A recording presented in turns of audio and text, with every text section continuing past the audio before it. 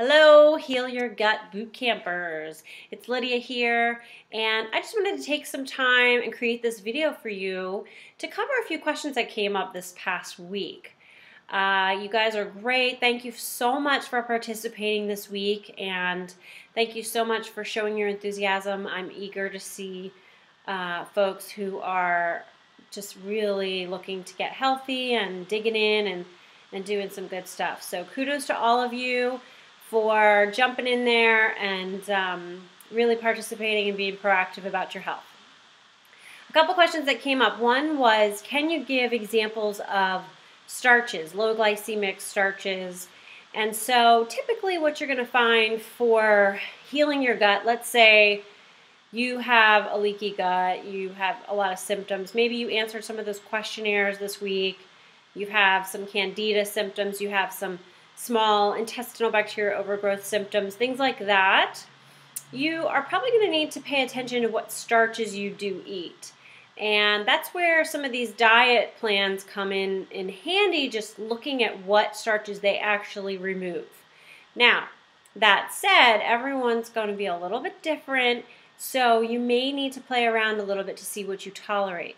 So low glycemic would be probably, obviously, your above-the-ground vegetables like leafy greens and zucchini and summer squash and things like that. You know, maybe some green beans. They're a little starchier, but they would be a low glycemic vegetable versus something like a tuber or a root. And we're talking, you know, sweet potatoes, root vegetables, carrots, beets, rutabaga, parsnips, turnips, things like that. Turnips are actually kind of a moderate. So what you can do is you can look at like a GAPS list of foods, or you could look at the SCD list of foods or something like that, or even look up low glycemic veggies to figure this out for yourself. So it's really important that you learn, you know, the different starches and carbohydrates and what is more starchy and what is less starchy. A lot of people today have a little bit of blood sugar issues. So some people have hypoglycemia, some people have insulin resistance, putting them more in a position where they need to kind of treat themselves almost like they're a diabetic. And so you may want to just spend some time figuring out what the carbohydrate content of foods are. Heavier starches like grains and obviously wheat, potatoes can be problematic. You know, then you've got like tapioca starch and arrowroot starch and all these different starches. And sometimes they can be a little bit troublesome for people with damaged gut linings. So they're typically removed on some of the healing diets. Now, some people don't need to take absolutely everything like that out. They can actually have a little bit and do okay. Maybe a little bit of pseudo grains might be tolerable so long as you prepare them right.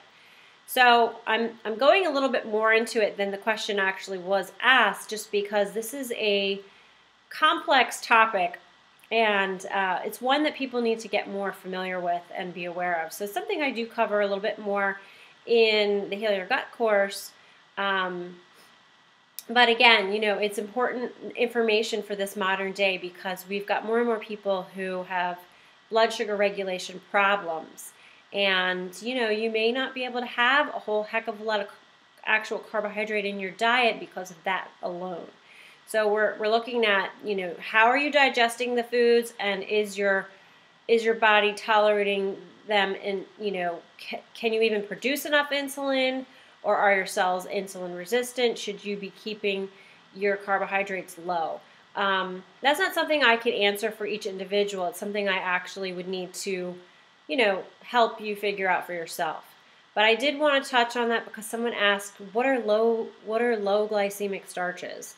The GAPS diet offers things like pumpkin and winter squashes, and those typically are okay and tolerated. However, someone with really bad bacteria in their guts may not tolerate the fiber as much, so it's going to be a little tougher for someone like that. So hopefully that's just a little bit of a help to the person who asked that question. And if you're watching this video, feel free to clarify further in the comments if you want more clarification.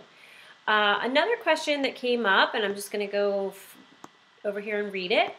When I have tried GAPS in the past, I couldn't get past the first few days. I was so hungry and craved carbs. Is the trick getting past the intro phase meal planning? If so, what is the resource for this? In addition, are there any other things to keep in mind to increase your chances for success? Okay. All right, so here's the deal. If you feel that GAPS is the right dietary protocol for you, you're going to need to phase carefully into it. The person who's asking this, I really don't know where you're coming from in your health, what your body's doing right now, what gut infections you have, if your blood sugar is all over the place, if your adrenals are tired. There's so much to consider. So I like to give people a chance to ease into these gut healing plans and go really slow. So you might want to just start with the actual GAPS diet versus the intro. The introduction diet is very detoxifying and very challenging to manage just right out of the gate. Some people really need to phase into it carefully. It can be very intense, and it can make you, if you do it too fast, you might find yourself wanting to quit before you really ever get a chance to finish. So I would say to you that you might want to spend some time just on the GAPS diet. It sounds like if you're really super hungry and craving carbs, you've got some blood sugar issues that you need to take into consideration. So you're going to need to eat plenty of food in the morning and probably eat every couple hours, maybe every 2 to 3 hours, the foods that you're allowed on the full GAPS diet. I would do the full GAPS diet for a while, let yourself adjust, and then if you feel able and your blood sugar starts to get balanced, you could maybe try the introduction diet then. Is the trick getting past the intro phase meal planning? The intro diet is very difficult. You really need to plan very well to do this, and you really need to take your time doing this. And if you're in a rush, or you're stressed, or you're overwhelmed, you really shouldn't be doing it. You need to go into it with confidence.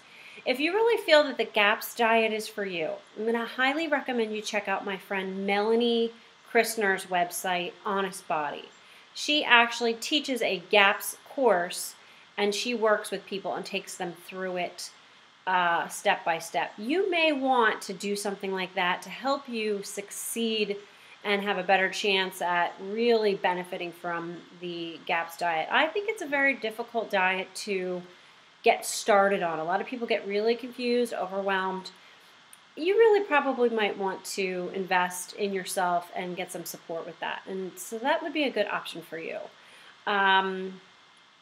That would be my suggestion, and if it were me, I would probably do that just because I'd probably have a million questions, and I'd rather have my anxieties allayed by someone with experience and guide me through it than, try to do it on my own and just feel overwhelmed. So that's my suggestion for you. The next person asked, I've been looking at GAPS, FODMAP, and the AIP. I've tried the AIP for a short time, but I haven't really followed through. Let's just clarify. AIP stands for Autoimmune Protocol.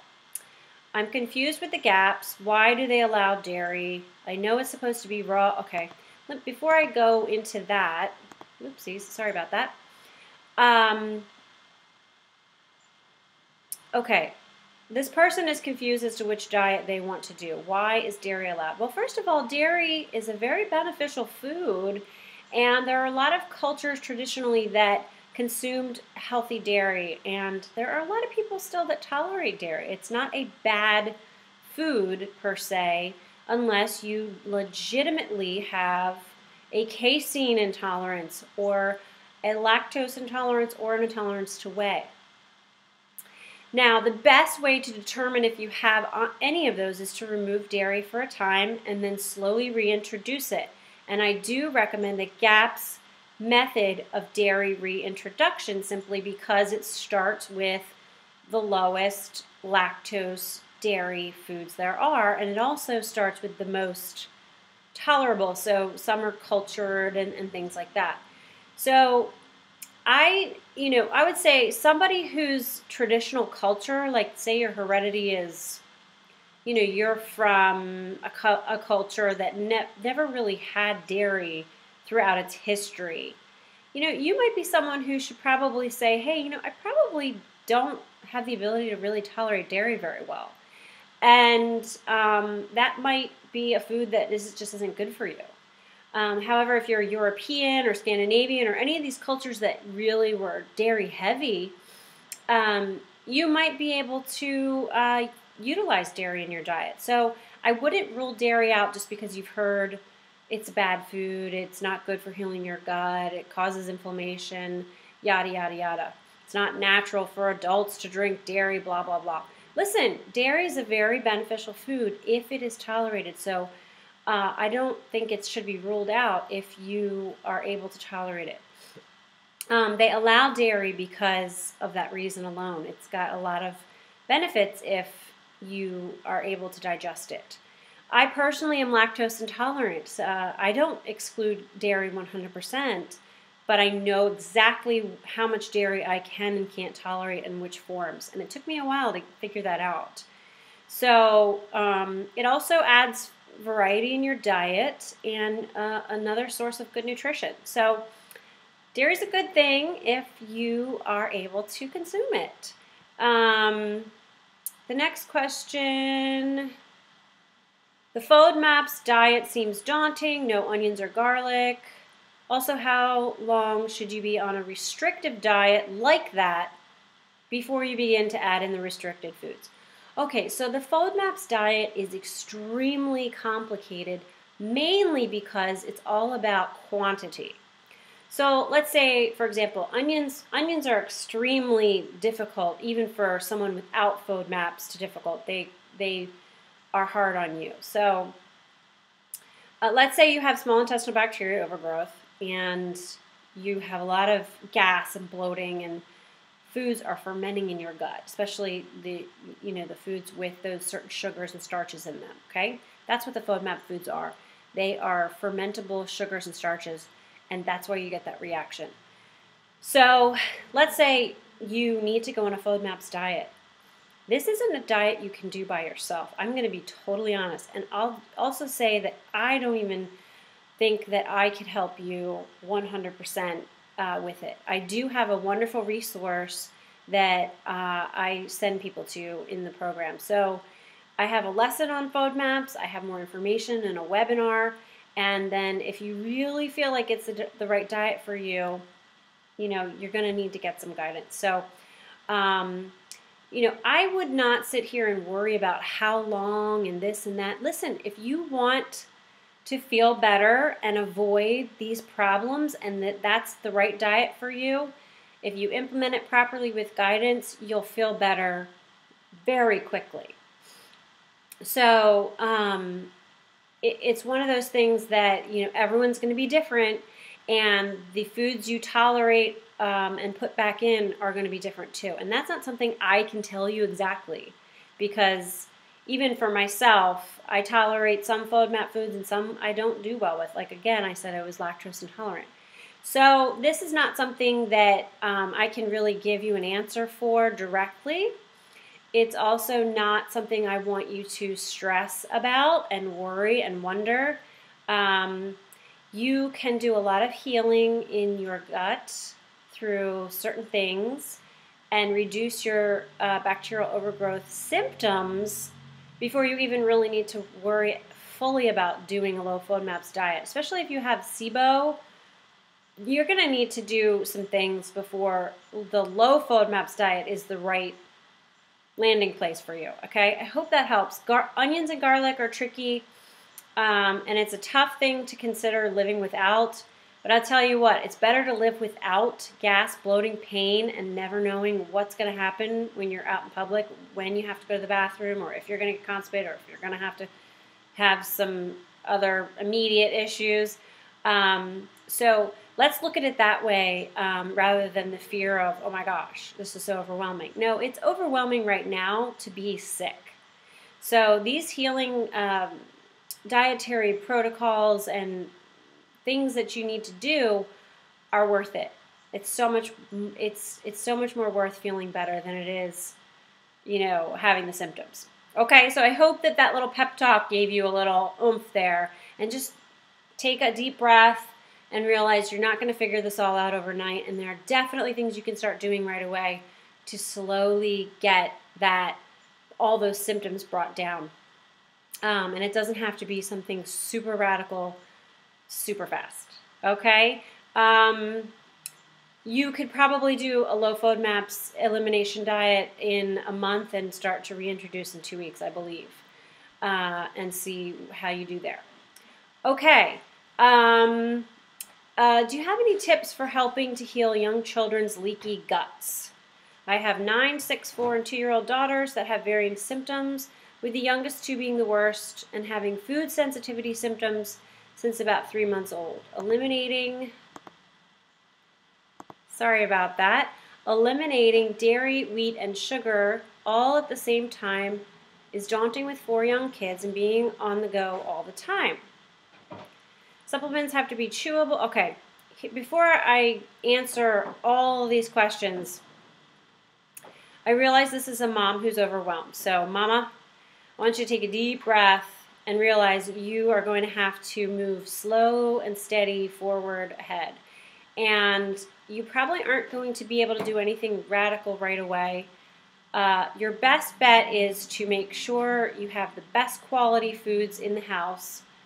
Write down a food journal for the kids who are more cooperative and more easy to work with, and start there. You might want to get some chewable enzymes for everybody and just start there. Just pick one thing. Maybe start with wheat, and maybe with the sugar you might want to cut it way back. When I did some radical changes in my family, my kids were really young. Actually, my kids were probably about the same ages as yours, 10, 6, 4, and 2, actually. And I eliminated processed foods in one fell swoop, and I switched over to healthier sugars, and I reduced them dramatically. That right there is a huge thing. Adding in a digestive enzyme right there would probably be beneficial to all your kids, and getting wheat out would be really helpful too. So that would be where I would start, and I would just realize that you have got your work cut out for you, and you need to just show them and be a good example for them and be calm and plod forward. I actually do cover this in the Heal Your Gut course. I have a one lesson specifically for digestive support for children. Healing a child's leaky gut is a little trickier because it's not your body and you don't have 100% control. But you can take some measures and steps to gain some forward momentum in that regard, as well as, obviously you could be making some more soups and more bone broth, and that would be those would be some good places to start. And honestly, you may want to consider at some point getting some support, whether it's, working on a program with somebody, or just realizing that this is going to take time, and maybe you'll need a little help. I mean, 4 kids is a lot to manage. If you think you have to tackle it all at once and all of them at once, and you're just going to be totally overwhelmed. But if you look at it like, okay, this is a journey, and I can just start to do little things over time, and we'll just go from there. So please look at it like that, because I feel like you may rub off your anxiety on your kids, and you may find that they aren't as open and receptive and cooperative, and then you're going to get more frustrated because you're like, oh, I'm trying so hard, and you have to be really gentle with yourself and gentle with your kids and go from there. So hopefully that helps a little bit. I do work with a lot of moms who have a lot of kids, and it's tough, but my kids have come a long way, and I've never done a leaky gut protocol with any of them. It's just not doable in the way my life is. but I've done enough things and worked on enough things that I've seen a lot of improvement. In fact, we've come a huge long way. So take heart in that. Not everyone can do these extreme dietary things, but listen, as long as you're nutritionally balancing your body and giving your body what it needs, it should start to function better and better and better. Okay? Hopefully that helps, and thank you so much for listening, everyone. And if you have any more questions, please go ahead and ask them below in the thread below, and I'll take a few more questions and create one more video for you. And then this weekend, I'm actually going to be opening the doors to the Heal Your Gut course. And I do have a little bit of an early bird special for those of you who get in early. So please check your emails for that. I'll also post it in the Bootcamp. And thanks again for all your participation this past week. It's been great to hear from you, and I've been able to it's been helpful for me so I can create better content and more thorough content with some of the questions I've seen come up in mine. So thank you so much. Hope this was helpful. Thanks, guys. Bye.